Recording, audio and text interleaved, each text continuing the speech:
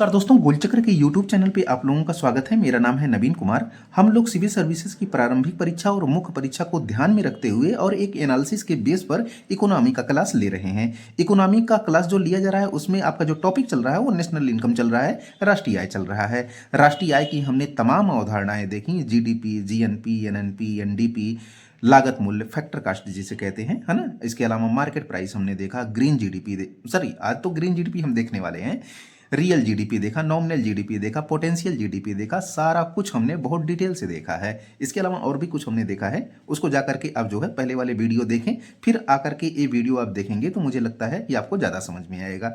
ठीक है ना। आज बड़ा इंपॉर्टेंट टॉपिक है, मतलब आज आपका नेशनल इनकम खत्म हो जाएगा। 2-3 पॉइंट बचा था, उसको लेकर के डिस्कशन करना था, जीडीपी और जीवीएम को लेकर के।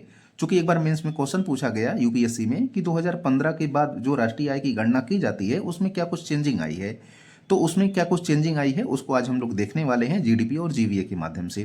फिलहाल ग्रीन जीडीपी क्या होता है इसको लेकर भी क्वेश्चन पूछा जाता है। हालांकि भारत सरकार अभी आधिकारिक रूप से ग्रीन जीडीपी को प्रकाशित नहीं करता है। ठीक है ना। और ये सब देखेंगे और कुछ फैक्टर देखेंगे, फैक्ट वगैरह देखेंगे राष्ट्रीय आय से संबंधित। ठीक है। फिलहाल आते हैं अपने टॉपिक पे कि जीडीपी और जीवीए में क्या कुछ जो है विभेद होता है, अंतर होता है। जीडीपी हम पहले भी आपको बता चुके हैं कि ग्रॉस डोमेस्टिक प्रोडक्ट कहा जाता है या फिर इसको जो है सकल घरेलू उत्पाद कहा जाता है। अब देखना, हमने बताया था कि किसी देश की घरेलू सीमा या भौगोलिक सीमा, जो भौगोलिक सीमा होती है ना उसको जो है उसमें वायुमंडलीय सीमा, स्थलीय सीमा और समुद्री सीमा और उसमें दूतावास भी शामिल होता है। तो ये जो घरेलू सीमा है या भौगोलिक सीमा, इसी के भीतर एक वित्तीय वर्ष में जो अंतिम वस्तुओं एवं सेवाओं का उत्पादन होता है ना, उसी का मौद्रिक मूल्य का जो योग होगा वही क्या कहलाएगा, अपना जीडीपी कहलाएगा। ठीक है। अच्छा, जो जीडीपी होता है वो मार्केट प्राइस पर निकाला जाता है और जब मार्केट प्राइस पर निकाला जाएगा तो उसमें टैक्स और सब्सिडी की गणना शामिल होगी। ठीक ना भैया। तो ये आपका जीडीपी हुआ। थोड़ा सा आते हैं जीवीए पर, हम फोकस करते हैं कि जीवीए क्या होता है। इसको हम ग्रॉस वैल्यू एडेड कहते हैं। ठीक है ना, सकल मूल्यवर्धन हिंदी में बोल सकते हैं। अब देखना जरा, जो आपका यूपीएससी का क्वेश्चन आया था उसमें 2015 के बाद पूछा कि किस प्रकार के राष्ट्रीय आय में जो है गणना में परिवर्तन किया गया। तो यहां पर देखना जरा कि यूनेस्को द्वारा, जो एनएसओ है पहले, अच्छा सीएसओ गणना करती थी राष्ट्रीय आय की, लेकिन 2015 के बाद जो है एनएसओ करने का लगा। सीएसओ प्लस एनएसएसओ को मिला करके जो है एनएसओ केवल बना दिया गया। ठीक है ना, राष्ट्रीय नमूना ये संगठन है कोई, तो इसको बना दिया गया। अब कुल मिला जुला करके जो है अब ये जो है गणना करता है। तो 2015-16 में जीवीए की अवधारणा को शुरू किया गया। ठीक है ना भैया। कह रहा है कि जीवीए किसी देश की अर्थव्यवस्था में सभी क्षेत्रों, प्राथमिक क्षेत्र, द्वितीयक क्षेत्र, तृतीयक क्षेत्र में हुए उत्पादन के प्रत्येक चरण में जोड़े गए मूल्य को मापता है। मेरा ये कहना है कि भाई प्राथमिक क्षेत्र से कितना उत्पादन हुआ, द्वितीयक क्षेत्र से कितना उत्पादन हुआ, तृतीयक क्षेत्र से कितना उत्पादन हुआ, हर क्षेत्र का अलग अलग उत्पादन और अलग अलग वैल्यू एडेड जो हुआ है ना, वो हमको कौन बताता है, जीवीए बताता है।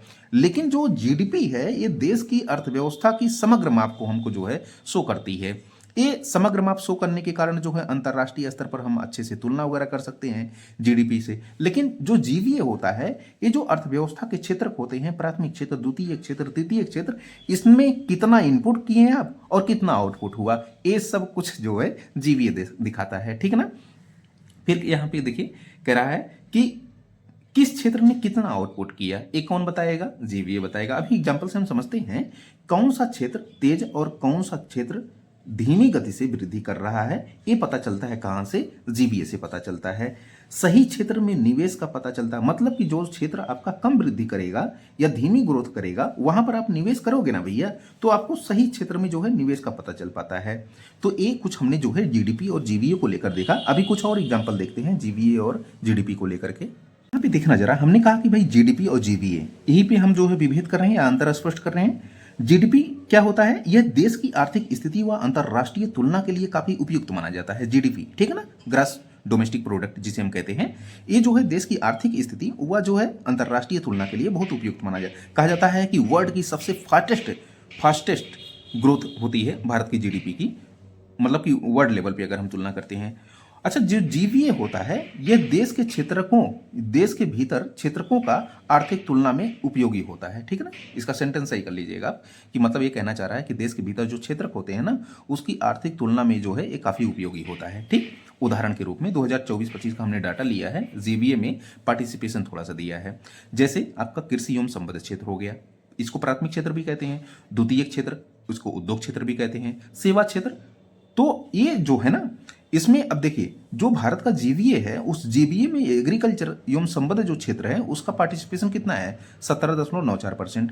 वहीं पर जो उद्योग क्षेत्र की भागीदारी है वो 27.13% है। जो सेवा क्षेत्र की भागीदारी है वो 54.93% है। अब समझना जरा, यहाँ पर आपको जो है जीवीए में अलग अलग क्षेत्रों की अलग अलग भागीदारी दिखेगी, तो यहाँ पर आपको असमान भागीदारी दिखेगी, समान भागीदारी नहीं, असमान भागीदारी। लेकिन समझना जरा, अगर मैं कहूं कि जो है कृषि एवं संबद्ध क्षेत्र में टोटल रोजगार कितना उपलब्ध है, मतलब कि टोटल लोग इन्वॉल्व कितने हैं, भाई जितना हमारे पास रोजगार है ना उसका साला मतलब कि जो है लगभग 50%, 46.1% जनसंख्या जो है कहाँ पे इन्वॉल्व है, कृषि एवं संबद्ध क्षेत्र में।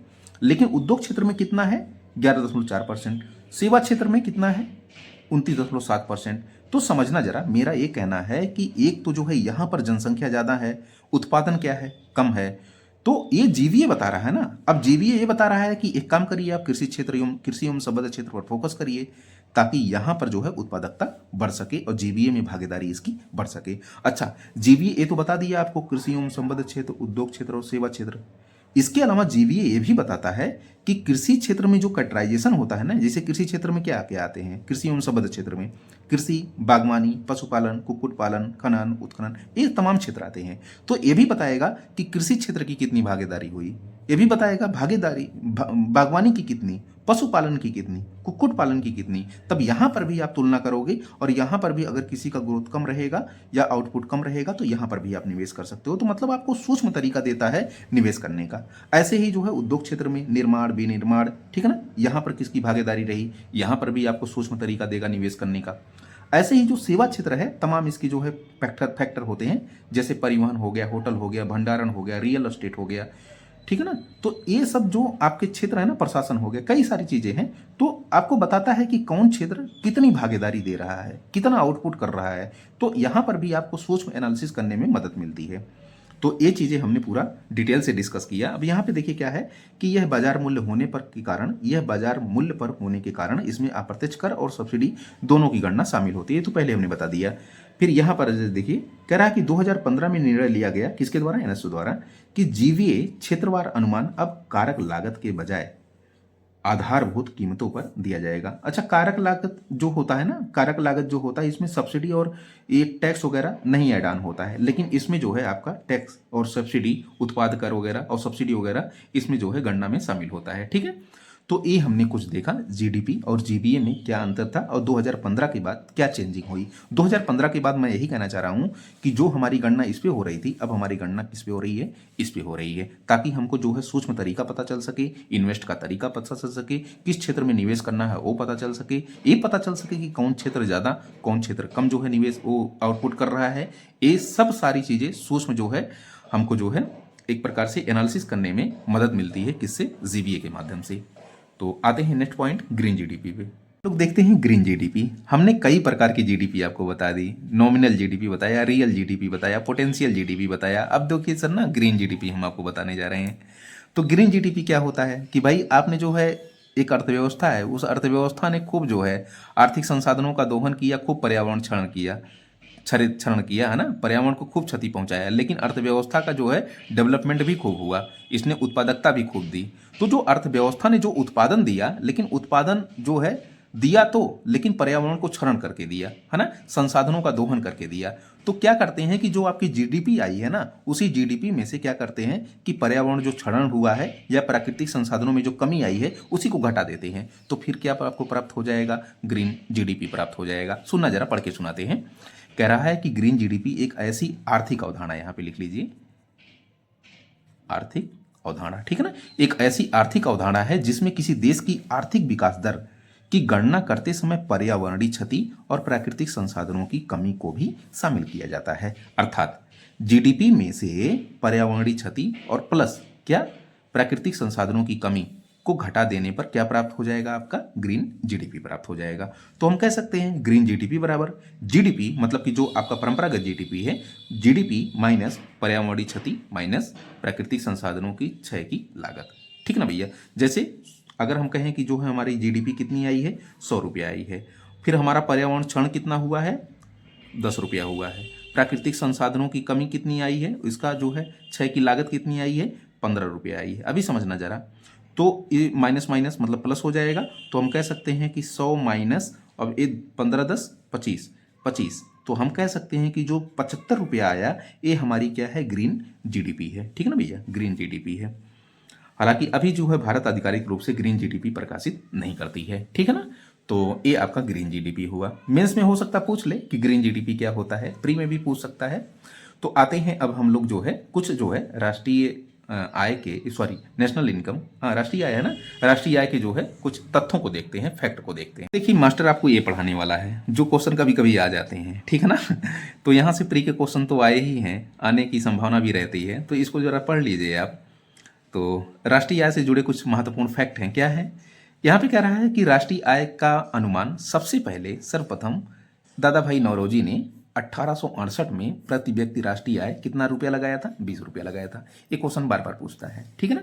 फिर उसके बाद जो है पहली बार वैज्ञानिक विधि से, ये भी क्वेश्चन पूछा गया है कि पहली बार साइंटिफिक मेथड से किसने जो है राष्ट्रीय आय का अनुमान लगाया या गणना की, तो 1931-32 में जो है BKRB राव द्वारा किया गया था। ये पहली बार मतलब कि साइंटिफिक जो है मेथड से इन्होंने राष्ट्रीय आय की गणना की थी। ठीक है भैया, कब, 31-32 में। फिर तीसरा फैक्ट क्या है कि राष्ट्रीय आय की गणना 2015 से पहले कौन करता था, CSO करता था, केंद्रीय सांख्यिकी संगठन जिसे कहते हैं, द्वारा की जाती थी। किंतु 2015 के बाद इसको जो है कौन कर रहा है, NSO कर रहा है। अच्छा, जो NSO बना है वो CSO प्लस NSSO, इन दोनों को जो है जोड़ करके कौन बना है, NSO बना है। ठीक है, तो ये आपका तीसरा फैक्ट। चौथा फैक्ट क्या है, स्वतंत्र भारत का पहला राष्ट्रीय आय का सरकारी अनुमान, यहाँ पे देखिए 1948-49 में वाणिज्य मंत्रालय द्वारा किया गया।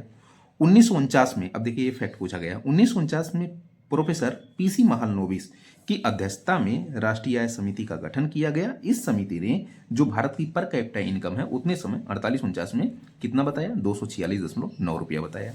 ठीक है ना, तो ये आपका पूरा कंप्लीट हुआ राष्ट्रीय आय, जिसे हम नेशनल इनकम कहते हैं। इसके तमाम प्रकार की अवधारणाओं को, इसको पढ़कर ही आगे आप बढ़िएगा, तभी आपको जो है मेन इकोनॉमी के सारे फैक्टर समझ में आएंगे। ठीक ना भैया, कल मिलते हैं economic growth and economic development के लिए।